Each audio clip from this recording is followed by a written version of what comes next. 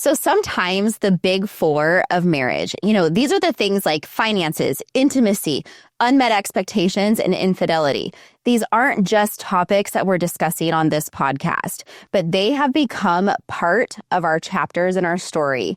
So today we're opening up about what happens when one or more of these things just hit too close to home, and how can we start to rebuild when it feels like the damage has already been done. 1, 2, 3, 4.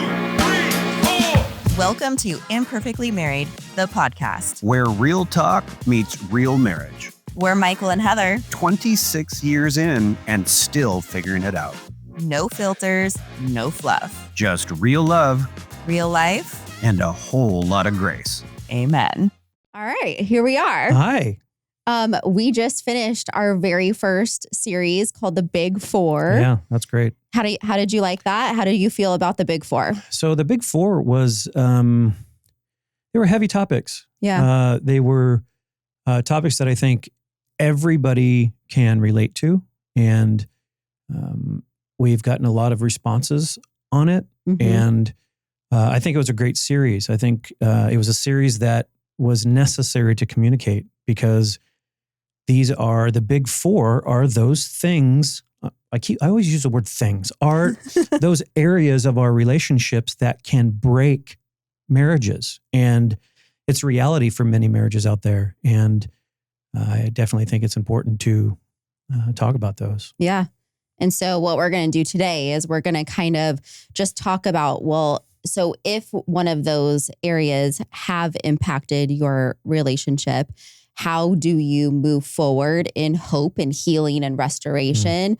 And it's kind of like so the big four, so now what? Kind of thing. So I'm excited about this topic because I love just encouraging and bringing hope and bringing just the little glimpse of just a spark of hope can just kind of pave the way for restoration and healing. And so I'm excited about this.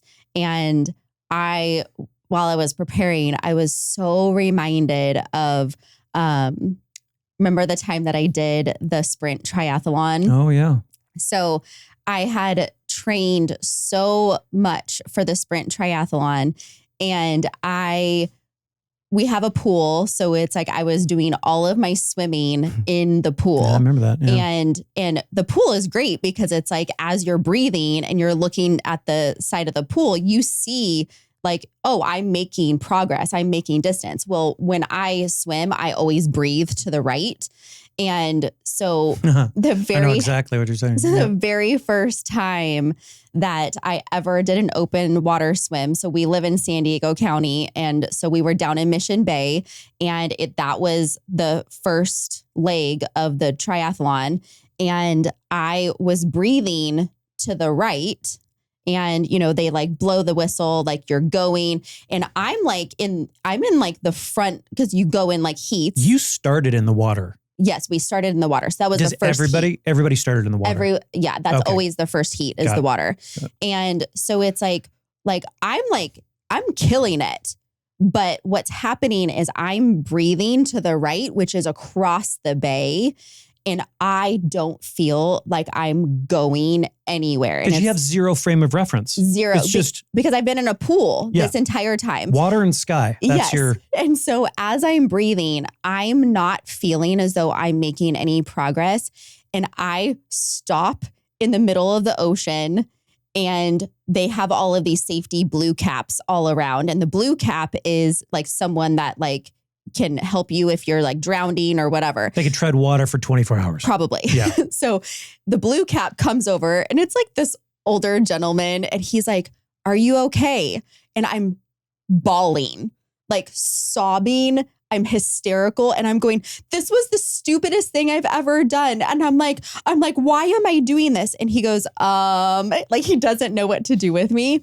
And I'm putting all of my effort in, and I'm not making any progress.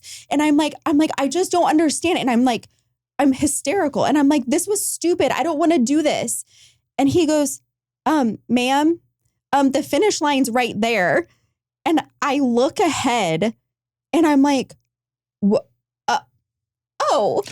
Cool. I'm like, well, I can get there. Yeah, well, I can do that. And what I just want to give our listeners a little bit of encouragement in is that you can be putting in so much effort into repairing after maybe some of these things that we've talked about over the last 4 weeks have like impacted you. And you can be putting in a lot of effort, a lot of time, a lot of energy, a lot of maybe insecurities, like you're putting yourself out there, all of these things. And it can feel as though you're not making progress because maybe you're looking in the wrong direction and for the wrong things. And I just want to tell you that it's like there is a finish line and maybe it's just right there and just stay the course and just find your blue cap people. Find the blue cap.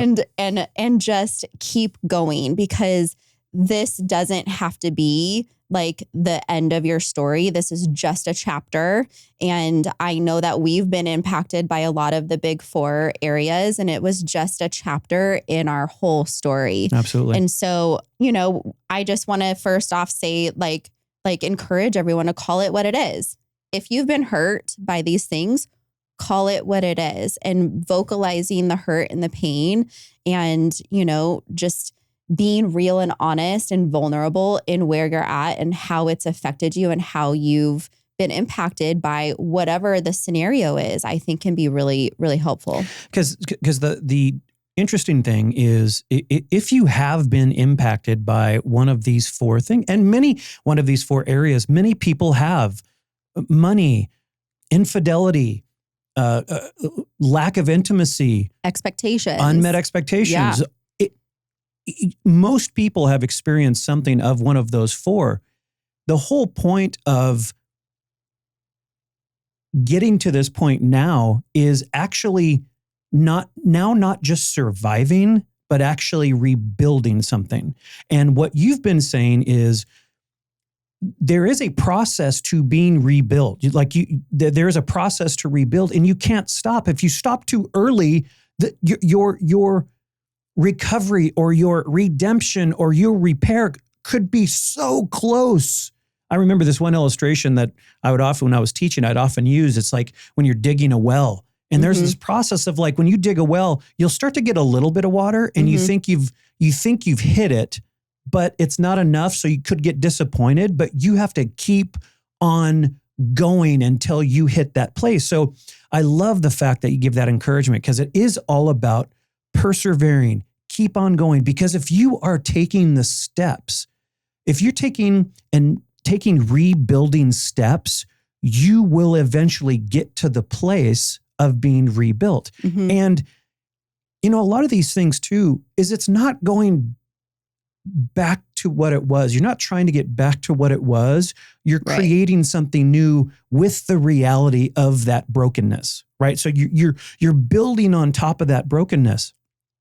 But one of the most important first steps is actually like you said, vocalizing the thing. You can't rebuild something that hasn't been like pointed out. Like you have to make it known that you're hurting in this area or you've done this thing or something like that happened, because you can't rebuild something if you don't know it needs to be rebuilt. Right. Healing can't start where honesty doesn't live. No, that's great. So you need to be honest about the hurt, because that's when the healing can actually begin and the restoration begins. And it's like, and I love that you bring out the foundation, because you need to rebuild in a place of not just controlling behavior, but going down into the foundation of what led you to that place. That's great. Like I can talk about our situations that where the big 4 impacted us, it wasn't just about controlling behavior. Sure, that was part of our habit stacking and kind of controlling the behavior through habits. But it was really also like, okay, so what was foundationally like missing from wherever we were? So if our relationship was lacking intimacy or lacking, conversations, those were the things that needed to change. And we needed to reorganize our relationship to add in those intentional behaviors so that our foundation could be rebuilt. And when trust is broken, that foundation is cracked. And if you've ever had a house or anything that had a cracked foundation, it takes a lot of time, effort, and financial money. That's true. to rebuild that and to correct that. But it doesn't mean that crack ever like disappears completely. It's just filled in by other things. That's exactly right. And how often have we, even in health, we've tried to heal the symptom?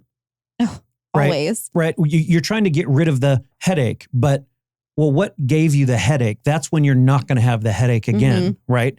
And so, but you can understand, and I know for me, it's could be scary to unlock some of that, to open up, to expose yourself, expose your marriage, expose your relationship, and even expose your partner, because it's scary because you don't know what you're going to get, especially if you're not used to the journey of healing.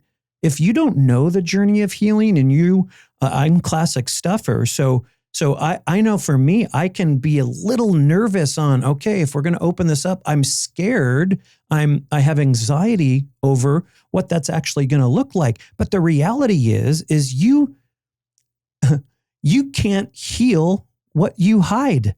Yeah, that's good. Like you'll never be able to heal it if you keep it hidden. Yeah. I mean, we talked about in our last episode, how we, bringing things into the light, right? Bringing things into the light, it helps it get attention. It gets, repaired. You keep stuff in the dark can grow and fester and they come out. I mean, how many times have we had trauma even as children, and since we never deal with it, we just kind of keep it in that dark corner. We're 47 years old and we're freaking out over something that we had no idea it's actually rooted back into our 8-year-old self, and how difficult that can be to bring up into a marriage and relationship. But one of the things is just starting from a place of recognizing the wreckage and being okay with the fact that, okay, this happened, this is broken, and now let's rebuild. Let's do something new together, because it's very easy. Because we have this in our relationship sometimes, where you are quick to work on yourself. That's your automatic thing. That's not mine. Right. I'm not quick on that. Right. And so there has been many times where you've gone on the journey on your own and have really done this work, even though it was a you and me thing. You went on this journey and were like getting better. And I remember feeling like not left behind. That's not the right word, but feeling like, wow, we could have maybe did this together and we could have grown together if I was willing to go on that journey, which I not likely would have been, but now I'm more up for that. But, yeah. But you have to start at a place of both understanding, like, okay, this is broken, right?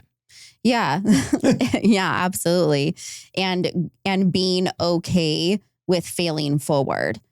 Like, there isn't going to be a situation of where like there's been an impact of these big 4 issues of, financial infidelity, unmet expectations, and lack of intimacy. Lack of intimacy. So if you are impacted by those 4, there's not going to be a situation of where the trust is broken or someone is feeling insecure because of one of those issues. And then you just, it's just magically different now. And it's like, you will slip back into those old patterns and old habits again. And I would encourage both spouses to have grace through those things, man. Because I think that sometimes, so I'll speak for like on the receiving side. So like if you've like mistrusted, broken my trust. Yeah, that sounds better. There we go.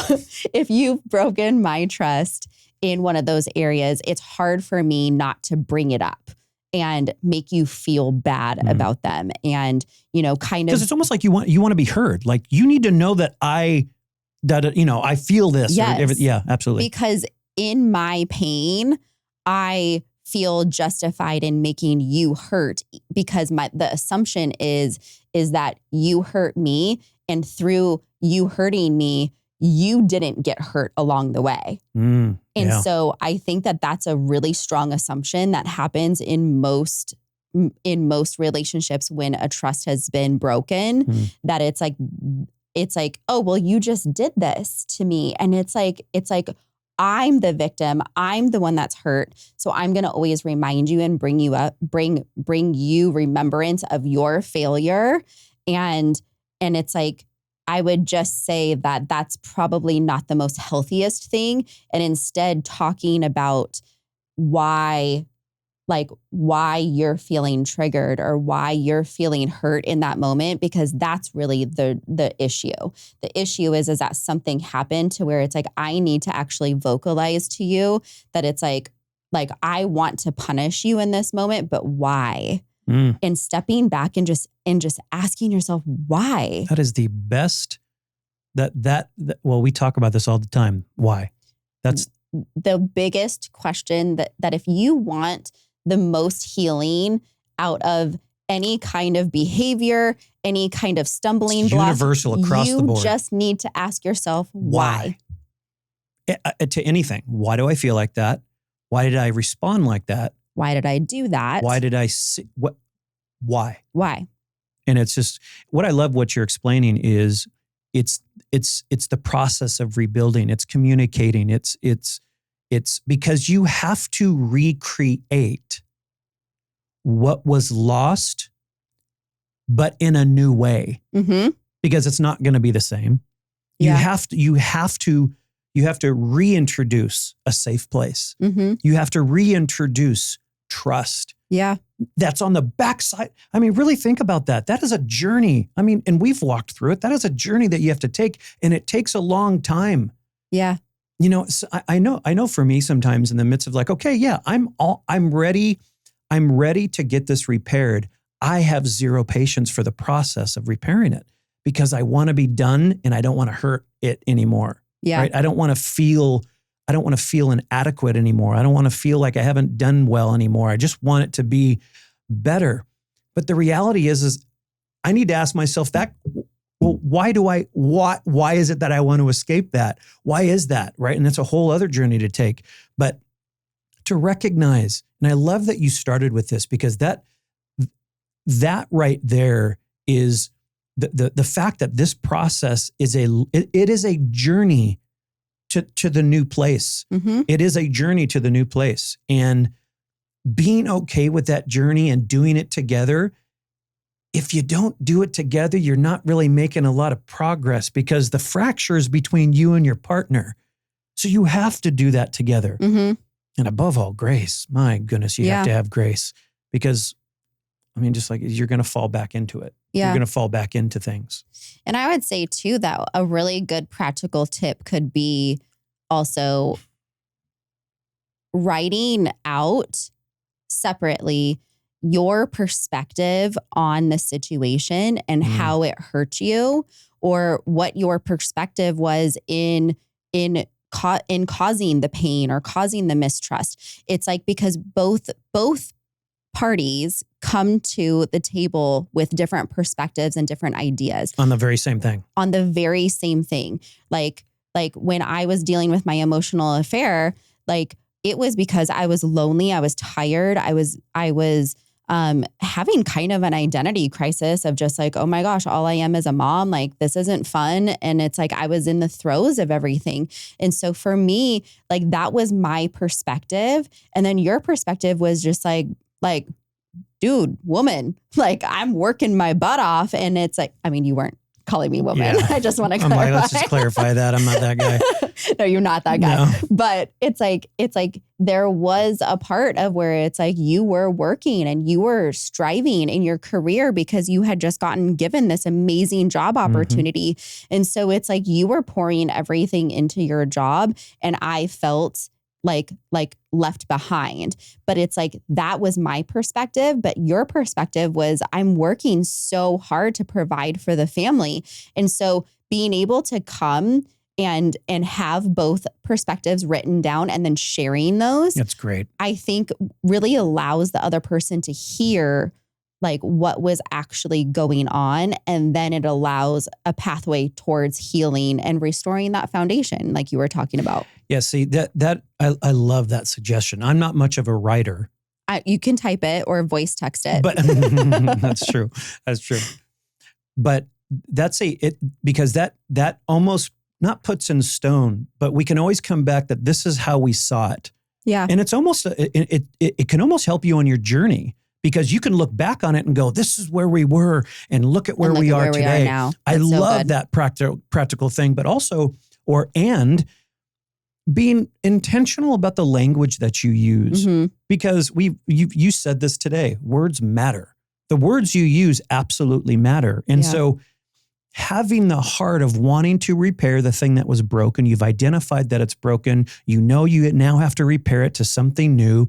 Let's put it down. Let's both establish how we look at it, but using language and the presence of grace, but language that is done in care, that is bringing a we kind of conversation and scenario, as opposed to you. And my gosh, stay away from the always, never, every time words. You know what I mean? It's just like, you never, all those. I think that's also a really good practical, because you can imagine, okay, let's say someone found themselves a victim of one of the big four, and now they're listening to this and they're looking like, it's the now what? Okay, now what? Practical things that you can do to start rebuilding what you are going to have. And there's simple things like writing it down. Let's establish a starting point. Having daily check-ins. Just, how are you? Just a quick, how you feeling? Or maybe it's not daily, but find your rhythm in checking in, because it will be very easy to talk about it one time and which we've done. Like we've literally done that. Like we had a first good conversation and then it just kind of, you just brush it under the rug because you move on. Yeah. But there's like, even for me, there's a part of me that's like, I'm just kind of anxious about it. So if she's not going to bring it up, then I'm not going to bring it up. And it's totally a kind of a weenie way out. But establishing from the beginning, hey, let's check in with each other every once in a while, or every 2-3 days or something like that, is a really good way to kind of take steps toward the biggest thing is building that trust again. Yeah. And I love how you brought up where it's going from I to we, because you are in this together, and it's so easy to say, well, I feel that I was victimized, I was hurt, instead of where do we go from here? And it's like, we can be very I focused in a relationship that is supposed to be we focused. It's a very, that is a complete transition to someone who is maybe self-centered. And it's a hard transition sometimes, especially, let's say if you're the one that's hurt and you were on the receiving end of the hurt, and now you want to we this thing. Like, you know what I mean? Oh, I'll tell you where to shove your we. Yeah, you can stick your we. But here's the thing. Repair, reconciliation, redemption, rebuilding, it's all done together. It can't be done solo. You can't do it solo.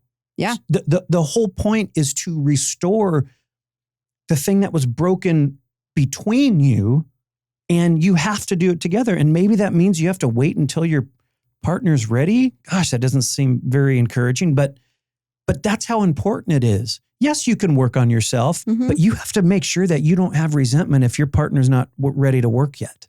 Yeah. And it goes back to the point of where it's like, I was always quick to work on myself. And sometimes it's like, I would have to push down resentment because it's like, I'm like, bro, I'm doing like X, Y, and Z. And it's like, I have a plan. I have like a 20-step program on how we're going to get, how we're going to get better. And I'm like, get on board. But there were times of where it was like, I would overwhelm you with my 20-step program.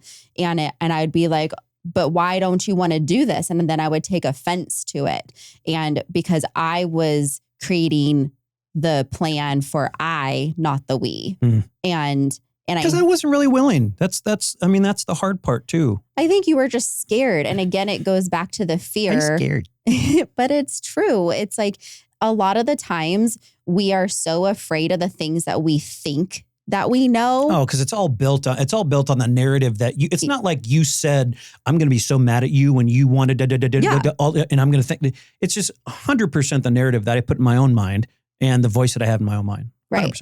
And silencing that voice, and that's why we always like encourage, like we need to be renewing our mind. For those that are of faith, renewing your mind is getting in the Word, praying, and just having the right mindset to be able to receive truth, because the enemy wants us to keep in that habitual pattern of negativity, and you'll never amount to anything. You're always wrong and all of these things. But it's like knowing that it's like there is a God who loves redemption. He's in the story of redemption. He sent his son to redeem. That's his whole thing is redemption. Yeah, that's his like MO. That's the big banner that he waves over himself. I mean, when you think from a faith perspective, you have the principle in scripture that talks about that God is close to the brokenhearted. Right. So if you are in this place of being brokenhearted, that the one that you've trusted and have, really given your life to, it's kind of broken that trust. Well, I'm not saying you're in a good place, but there's a God that loves you, that's there with you on the way back. But there's also the reality where the word says that he who began a good work in you is faithful to complete it. In other words, the thing that started in you, oh, friends, hear me. The thing that started in you, he's faithful to complete it. I mean, I know it's not tangible. I get that I get that principles and truths in scripture are not tangible. But for those that are of faith, man, it's something to hold on to. Because you know that, okay, this journey is long, but it is going to result in my wholeness, my wellness, my redemption, because we serve a God that is in the business of redemption. Right.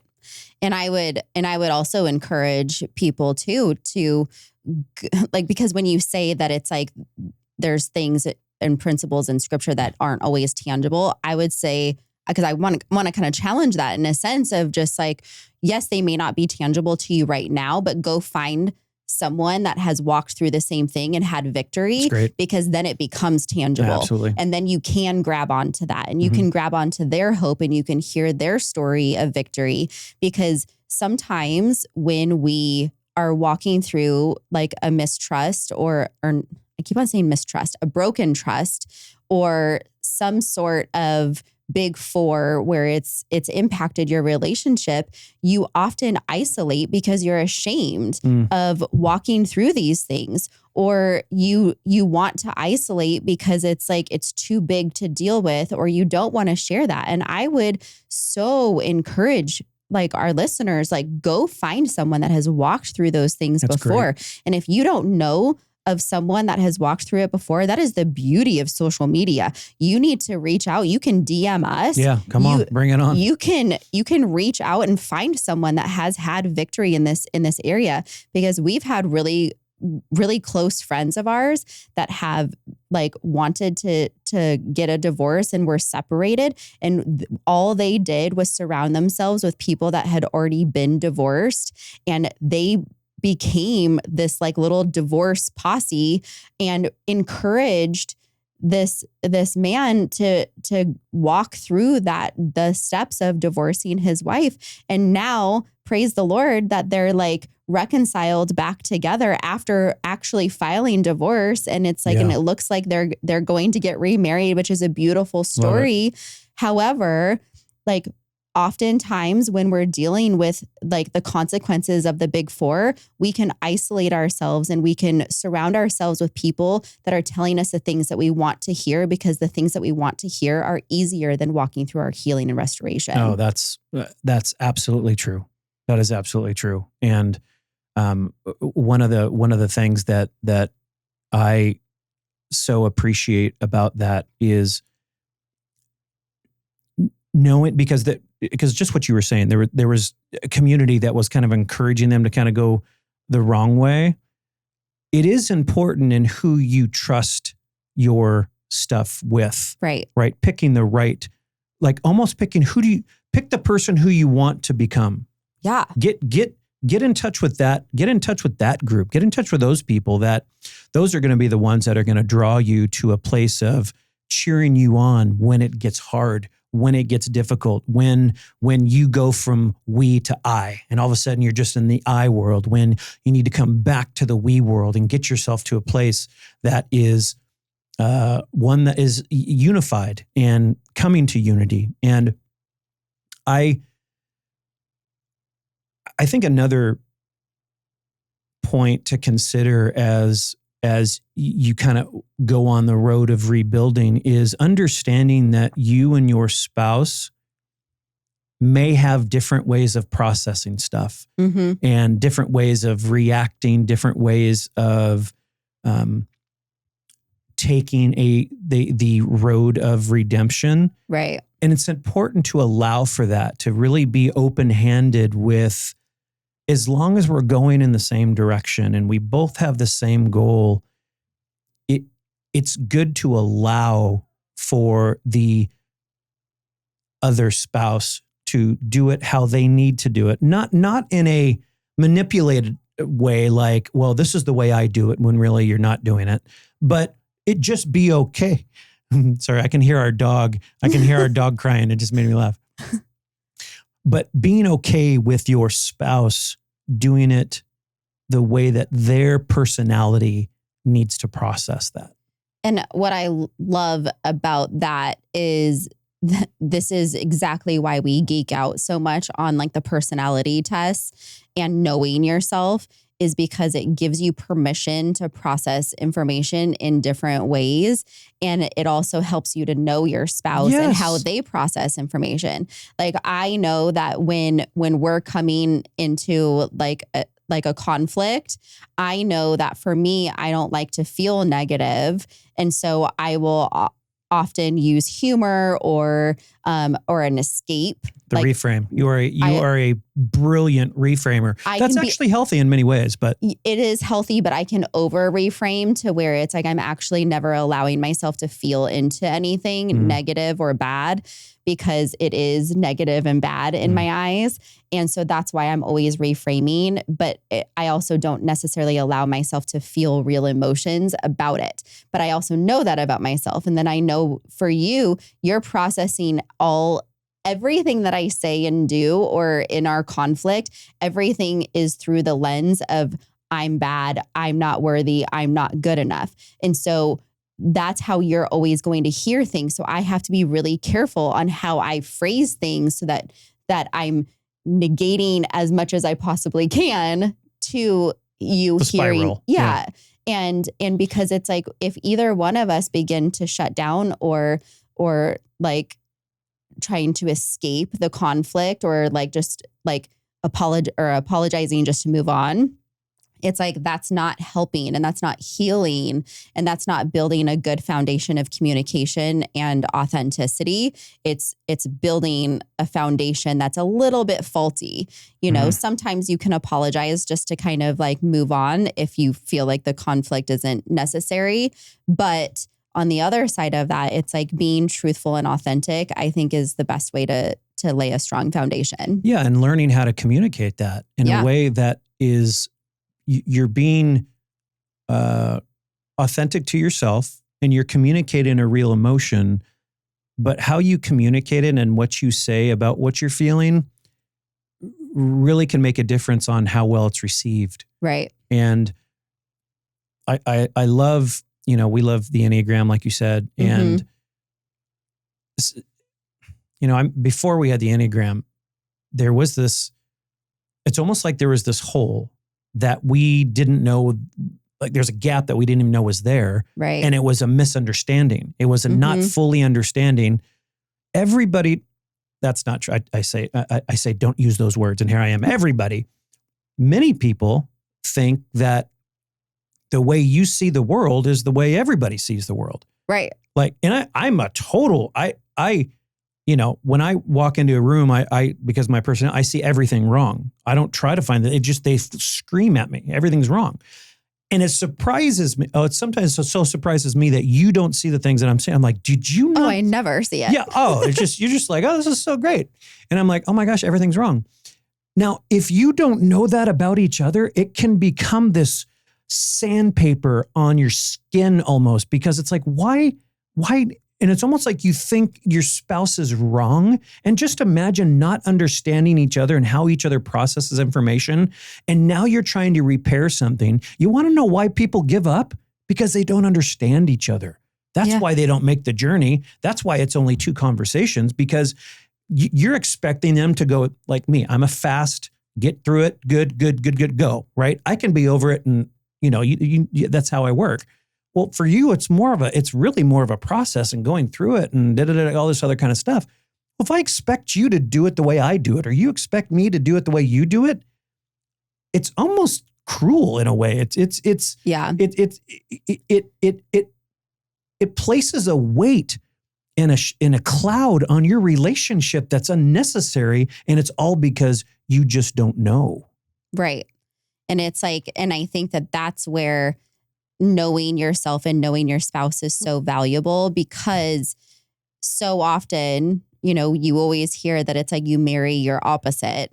And so we have very different personalities. And even in the Myers-Briggs, we actually, between the 2 of us, we don't have any overlapping letter, and we actually cover them all. We hit every letter between our 2 personalities, which is helpful, but also can rise up some interesting conflict. And so I think what was most helpful for me was when I actually began to know you in how you process information. And it helped lay a stronger foundation for our relationship, so that it's like I wasn't just trying to, fix you or fix your facade or fix these like outwardly things. It was like, oh, how can I better support you? How can I better communicate to you? And how can I better partner with you? And then it becomes the we again. Yep. And so it's like, I love that whole idea of just really getting to know each other so that you can, be anchored in a foundation that is strong and secure. And repairing is hard.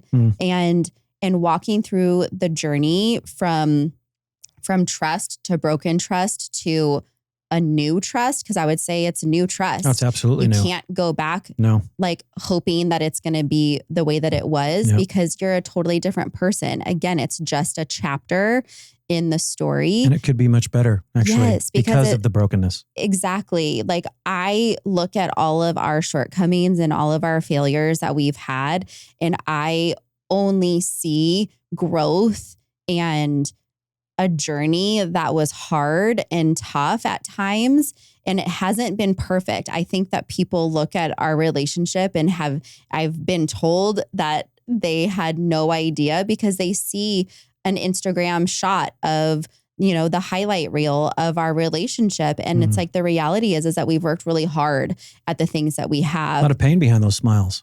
No, honestly, a lot of pain, a lot of life behind those smiles. A lot of life, but some pain, some tears, a lot of laughs. Yeah. We do have a great time together, and we have built a foundation of friendship. And I think that any friendship that is worth fighting for, it's worth building on, and it's worth kind of going that extra mile. And so it's like rediscovering what even made you fall in love with that person in the first place. Love that. You know, go back to the foundations of your relationship. Like go back to the place that you first started dating. Like start writing out the things that you love and appreciate about your spouse, because that helps to rebuild and, you know, just restore, because we can restore. It's an absolute guarantee that you can restore. I'm sure there's traumatic events. I'm not quick blank but for the vast majority, don't be too discouraged. No. There is a way back. There is a pathway for you to be restored. And I would encourage or advise against taking big steps. Take small steps that are sustainable. Yep. That are achievable, that you can look back on and say, those are a win. I get that we want it to be over quickly. I do get that. The problem with quick, like quick restoration, quick repair, is it usually doesn't have time to dry. Right. And so it will eventually crack again. And that's our experience. That's how we look at it, that the time that you put into repairing what you have can actually create and cultivate an environment that will become beautiful. That will become, when you look back on it, you would almost say, I'm glad the thing happened because this is what we have now. There is something that happens as a result of being broken, a broken trust, a pain, a hurt, that when that's done and then you bring it back together on something new, that foundation has a new component in it that makes it even more beautiful. Not that you want pain, but just like muscle, the reason why we have sore muscles is because they tear, they build back up better and stronger. I'm not saying go tear stuff up, but what I'm saying is do not lose hope, because it can. It really can. I'm not kidding. It can be built back stronger than it was before if you do it as it's covered in grace. I would recommend having Jesus on your side, but at the end of the day, keep choosing each other. Keep choosing that relationship. Yeah. Because it is repairable, redeemable, and recoverable. Absolutely. Right? Yeah. I think we can end right there. Oh, well, that's good. I like that. Yeah. I think that was a great way to end it. That is a great way to end it. Yeah.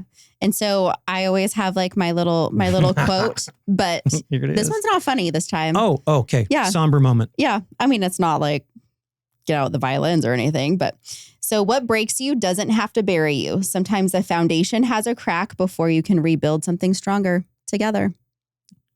I kind of feel like that's what we've been saying. Yeah. Look, exactly. You nailed it. I know. I love it. I love it. I love you. I love you, baby. I'm glad that we've overcome the big four. I'm sure that they're going to permeate our life at some other time. Absolutely. But you know, it's the process of just going through it and learning more, because the big four is going to impact us at some point. That's it. All right. I love you. I love you, baby. 1, 2, 3, 4. Thanks for spending time with us today on Imperfectly Married. We hope something in today's episode encouraged you or gave you a fresh perspective. If it did, share it with a friend, leave a review, or connect with us on our social platforms. Remember, no marriage is perfect. But yours is worth fighting for. See you next time.